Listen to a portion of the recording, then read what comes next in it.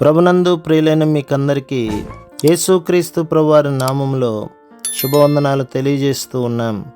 దైవజనులు బ్రదర్ భక్త సింగ్ గారి పరిచర్యలో నుండి దైవ మర్మములు నవంబరు 18. నేనేమై ఉన్నానో అది దేవుని కృప వలననే అయ్యున్నాను. కొరింథీయులకు రాసిన మొదటి పత్రిక 15వ అధ్యాయం 10వ వచనం. పౌలు చెప్పుచున్న దానిని చూడుము, నాకు అనుగ్రహించబడిన ఆయన కృప. పౌలు ప్రభువుచే బలముగా వాడబడిన దైవజనుడు.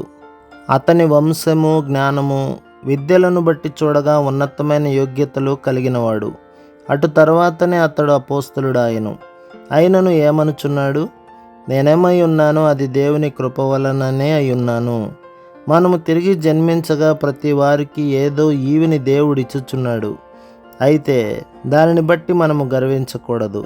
విద్యావంతులు కూడా ఈ దినములలో నోరు తెరిచి యేసుక్రీస్తు గురించి ధైర్యముతో చెప్పరు. అంత భయము. దేవుడైతే వెర్రివాని సహితము తన సువార్తను ప్రకటించుటకు వాడుకొనగలడు.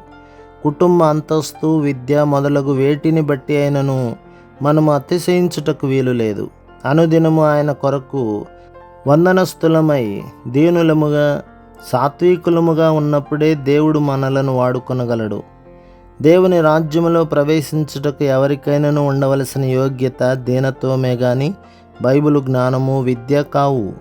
మత్తయి సువార్త 5వ అధ్యాయం 5 చూడుము. సాత్వికులు ధన్యులు, వారు భూలోకమును స్వతంత్రించుకుందురు. ఈ స్వాస్థ్యము మన వంశము, మన ఆరోగ్యము, మన విద్యలపై ఆధారపడి ఉండలేదు. ప్రభు మిమ్మును, మీ కుటుంబమును, మీ సంఘమును దీవించి ఆశీర్వదించునుగాక. ఆమేన్.